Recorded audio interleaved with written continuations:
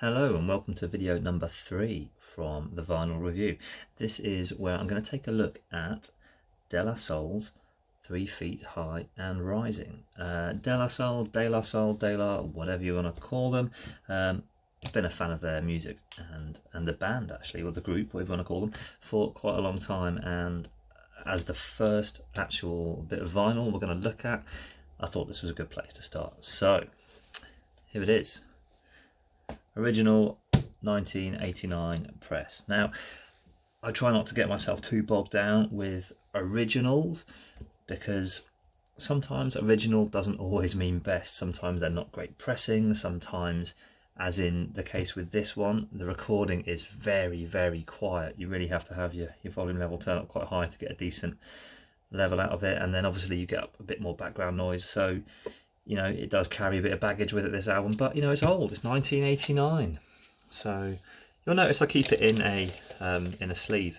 I do that with many of my records. I'll talk about that on another video, but moving on, you'll notice there's another copy under here. This is a newer copy, a kind of special version. I'll talk about that in a minute. Let's get rid of that for now. So let's take it out of the sleeve. Let's get rid of that. So like I said, original 1989 press. It's seen a bit of a hard life. I did buy this second hand. You know, I wasn't listening to music back in 1989. I was only a wee lad. So this is taken a bit of battering. There's a bit of damage on the side there. The spine's pretty much intact. Details on the back. You know, picture of the band, the group. I love these little cutout type decals, you know, stamps, whatever you call them, these little proof of purchase things you could in theory cut out and keep. Produced by the legendary Prince Paul, the Big Life Records, 1989. Tommy Boy Music. Now, if you're unfamiliar with Tommy Boy, they work with a lot of amazing groups. It's such a sad thing to see that they're not such a prevalent name. I don't even know if they still exist anymore. But there was a lot of amazing artists came under the Tommy Boy label. I mean, just look at the track list on here. I mean, The Magic Number, Cool Breeze on the Rocks, Tread Water, Say No Go, Buddy, Me, Myself and I mean, Potholes in My Lawn. There was just some amazing tracks on here. But what made this album special is a couple of things. Firstly, I say De La Soul's use of samples. The sampling on this album, which actually proved to be a big problem in later years in terms of copyright law and things like that. The sampling on here was second to none. So many little skits and jokes and fun bits and all these little cut-ins they had in there that were just so different to any other album of its time. And you know, this came out at a time where, you know, late 80s hip hop was in a weird place. You know, there was the whole East Coast West Coast battle. There was gangster rap. There was a lot of hip hop and rap music that was very negative, focused a lot on violence and drugs and gangs, and it didn't have a very positive view.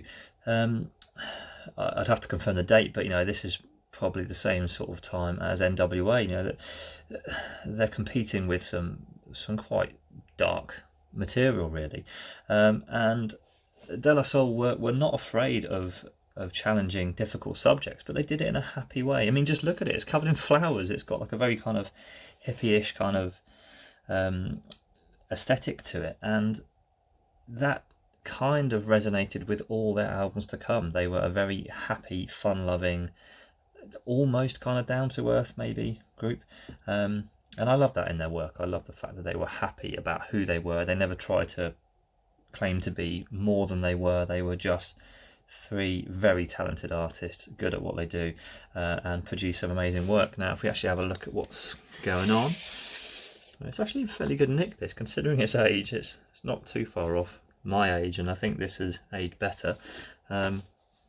Check this out. I mean, this is the classic comic strip sleeve that came with it, and you know, there's lots of elements of this that come up in the record, and it's so funny to look at now. And I think, and this came with the cassette as well. If you had the cassette, it had a fold-out inlay with this comic strip as part of it. So it's it's just such a fun thing to look at. And there's not a lot of people that do this sort of thing anymore. It's nice to see. There's also hints. You've got the Jungle Brothers in here. I don't know if Tribe I mentioned, but De La Soul were obviously. Oh, there you go. Here it is. It says, during the course of the De La mission, the Jungle Brothers and Q-Tip are called in from Quest for something special or speciality assistance. Hard to actually read that. But yeah, so De La Soul were part of what they call the native tongues, and I believe that was De La Soul, Jungle Brothers, Tribe Called Quest, and Black Sheep. I don't know if there's anyone else mixed in with that. But yeah, it always had this kind of nice vibe to it when it was wrapped up in that.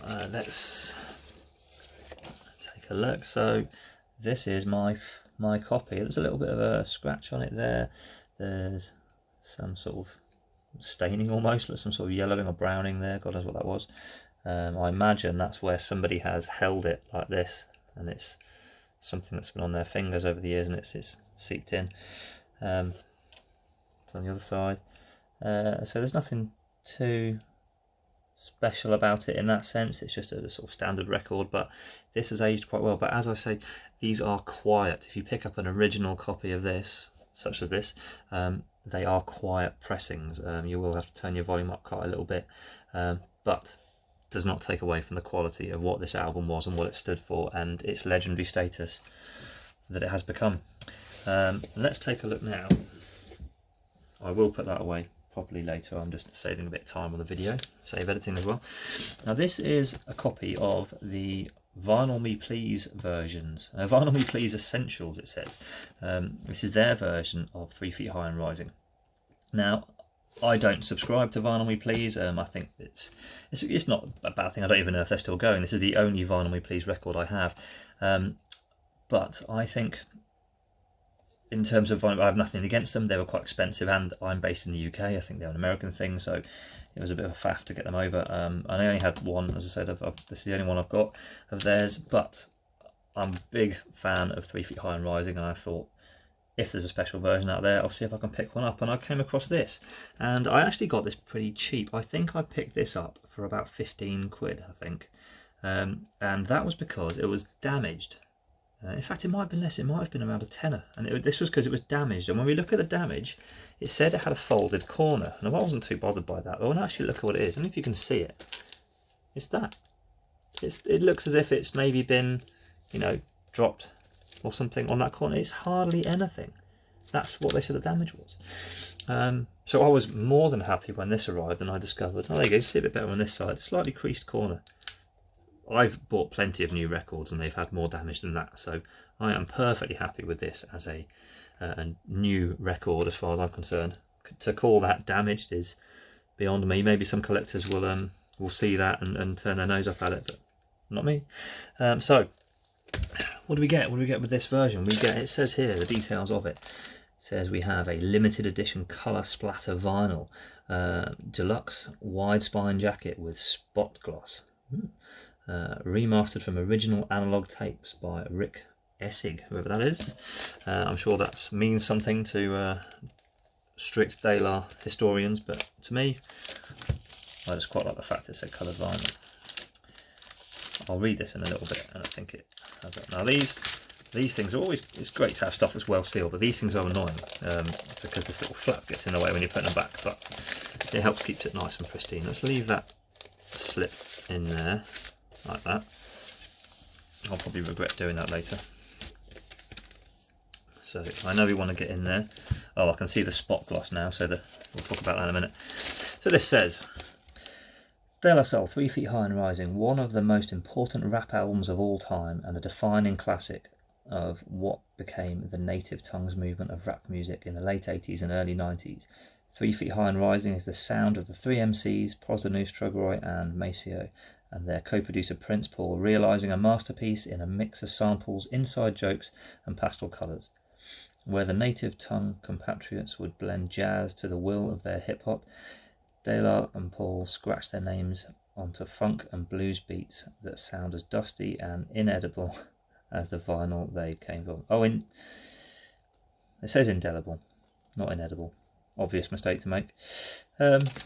Yeah, how true is that? This was an album that set the scene for others to follow. It really did, and it opened people's eyes to a new version of hip hop that they hadn't heard before. Hip hop could be fun, hip hop could be light-hearted, rap could be light-hearted, rap could be pleasant to listen to, and inoffensive, which is why I think this album was special. Now it says about the spot gloss, that's obviously the yellow on here is matte finish, as is the flower. Oh no, yeah, just the yellow is matte finish, but the other bits are all glossy, which is always nice.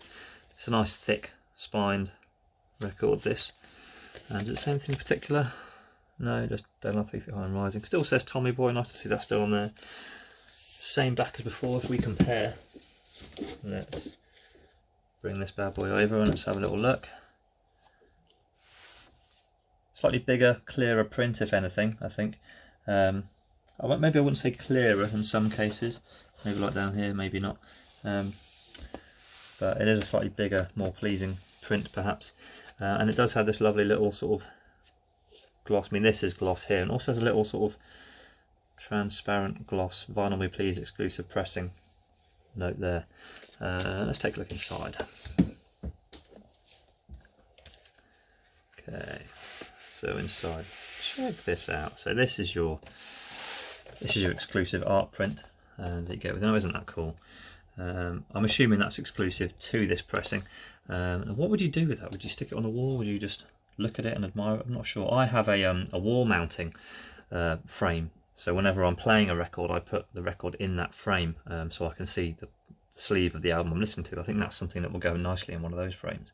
But isn't that just lovely to have a look at the ghetto blaster or the boombox on top of the roof of this? What looks like a battered little Daylar Peace car. Just the Daisy Age. I mean, this is the sort of epitome of the Daylar Daisy Age. Everything they resemble in a little car. It's nice, that I like it. Original artwork by Thor Kimmel. Thor Kimmel is an artist and printmaker from Philadelphia, living and working in Brooklyn, New York. He likes boxy cars, hip hop, thrifting, The Simpsons, and he probably likes you too. Well, I like you too, Thor Kimmel, and I like your artwork. Nice. Now, you get 2 discs this time. I mean, look, massive print things. This record, the comic strip is still there. Yeah, they haven't got rid of it. They've kept it. It's on the pink sleeve this time, a little bit different. But it wouldn't be the Daylar album. It wouldn't be 3 Feet High and Rising without that. And I love interesting things like this. This record, that record.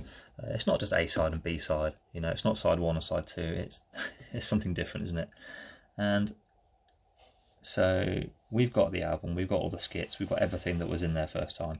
Hopefully a little bit clearer. Hopefully with a little bit more volume to it. And in here, the Soul Speaks. It also has a little bit of a background about not background, but sort of the detailed information about, you know, the production of the album. Everyone is in there, the thanks to, everyone's included on there, so it's nice to see that. I'm not going to go into detail about who's on here, but I'm sure there's a lot of famous names. Just looking at there now, I can already see quite a few that sort of bring a little smile to my face. I'll leave that for you to look into. I know what you want. Everyone wants this. Let's have a look. Now, I know there's an argument whether black versions of vinyl are better than coloured versions of vinyl. I'm sure there's some truth in the fact that black recordings are better than coloured versions, but when it looks something like this, it's really hard to argue, isn't it? Check it out. Translucent, pastel, Daisy Age colour splatter. It doesn't get much better than that, does it? It really doesn't. Fantastic to look at. I have listened to this. The sound quality is brilliant. Very quiet pressing. It's very flat pressing as well, which I was pleased to see. And it definitely had a bit more, or significantly more volume than the original 1989 pressing. Yeah, what an amazing thing that is. Beautiful. Slot this back in here. Check out the other one. We know it's going to be pretty similar, don't we? But let's have a look anyway.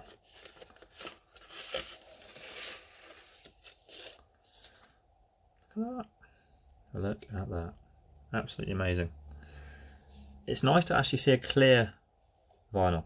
Very often you get special editions or coloured pressings and they say clear or transparent, and they're not. They're sort of a hazy, translucent sort, and the clear elements of this are crystal clear. They really are, sort of perspex like, very clear. Obviously the colour splatter on top adds a bit of uniqueness to it. Love it, really do love it. Isn't that special? Especially when you compare it to the cover. Yeah, the colour matching that they've done there is quite special. In fact, it probably colour matches better with the original, because the original is a bit less vibrant, if you like, slightly more pastel-y in colour. Pastel-y, is that a word? It is now. And when you see it next to that, isn't that a pairing? You could almost frame those two, couldn't you, side by side? Brilliant. So yeah, that I think confirms our little, or completes our little review or look at a couple of versions of Fela Soul's 3 Feet High and Rising. And in my opinion, what a fantastic way to look at it. You know, original versus newer special edition. I'm sure there are better pressings out there in terms of music quality, but in terms of visual quality and aesthetics and things to look at, I'm really not going to complain about this. This is a lovely thing to have. Could I change anything about it? Would I make it better? Yes. The same thing I would make better with many, many, many pressings of many albums. These cardboard or paper sleeves. Cardboard is better than paper, don't get me wrong. You go to all the effort of doing this. You know, you've got the extras, the fancy colours, the little card spine piece, the whatever you call this, the packaging. Put a anti-static liner inside your sleeves, please. I would love it if every album came with a anti-static insert in the sleeve. The amount of times I've taken a brand new album or brand new vinyl out of its sleeve, and you can actually hear the sleeve scraping on the vinyl, and you know it's doing very, very light but long-lasting surface damage. And it's so hard to get them out. I try to sleeve the cardboard ones like this aren't so bad, but the paper ones are worse. I have to admit, I try to get them out on a surface, and I try and press down on the top, and when you press down on the top, it sort of pops open the side a little bit, just enough that you can tease out without touching the grooves, and then you can release the top and it will actually roll a little bit, and then you can sort of grip it just nicely enough to not damage it. It is very frustrating to have, you know, you've paid a lot of money for a brand new record, and to have it surface damaged just by removing it from the sleeve. And it's not necessary. You can easily put a liner inside the sleeve and reduce it. I'm sure there's a cost involved, but I'd rather pay a couple of quid extra and have a protected vinyl in a sleeve that's protected for life than have it damaged, even if only a tiny bit, every time I use it. So you can hear it. Oh, horrible. So yeah, even though I might try and carefully roll it in. So there we have it. Now, on a slight detour from this, I do also have this chap, Fela Soul. Now, if you haven't come across this chap, Fela Kuti, a Nigerian artist, multi-instrumentalist, political activist, I suppose, created some amazing Afrobeat music, probably the king of Afrobeat, I suppose. And this chap here, Amerigo Gazaway, I don't know how you pronounce his name, he had this Soulmates project where he has compiled quite a few, I suppose you call them mashup albums or mixture albums of incredible artists, mashed the two of them together and created some amazing things. And Fela Soul is obviously a mixture of Fela Kuti and De La Soul, and in this 3 Feet High and Rising style colour, we'll have a look at compared to the original. Look at that, isn't that brilliant? And take out the sleeve. It's a lovely pressing actually, this. See, I put my own protective sleeve in this one. We take this boy out. Check that! It's in red. It's actually got a sort of little black flecks, but that's in red. This is a 2015 Soulmates pressing of Fela Soul by Amerigo Gazaway, and it's obviously De La Soul and Fela Kuti. But if you can get hold of one of these original pressings or a newer pressing of this, It is a cracking album. You wouldn't believe how well the two artists go together. The take on Ooh is absolutely fantastic, and the Gorillaz track is absolutely brilliant. Well worth a look. Do check it out. Anything by Amerigo Gazaway. He's a bit of a master at mixing different artists together. Another of his masterpieces, I would say, is this chap here, Yasin Bey, otherwise known as Mos Def, mixed with Marvin Gaye. If you get a chance, check out Mrs. Fat Booty, or Ms. Fat Booty it says there. Cracking track, absolutely cracking track. Endless Summer, another one of his pieces as well. Do check this guy out. I know I'm not actually reviewing this chap on this video, but Amerigo Gazaway, this fella, give him a bit of time, look up his work. Genius, in my opinion. Anyway, back to the subject at hand. Fela Soul, 3 Feet High and Rising. Amazing album. Original version quite quiet, but full of little gems when you look through the content.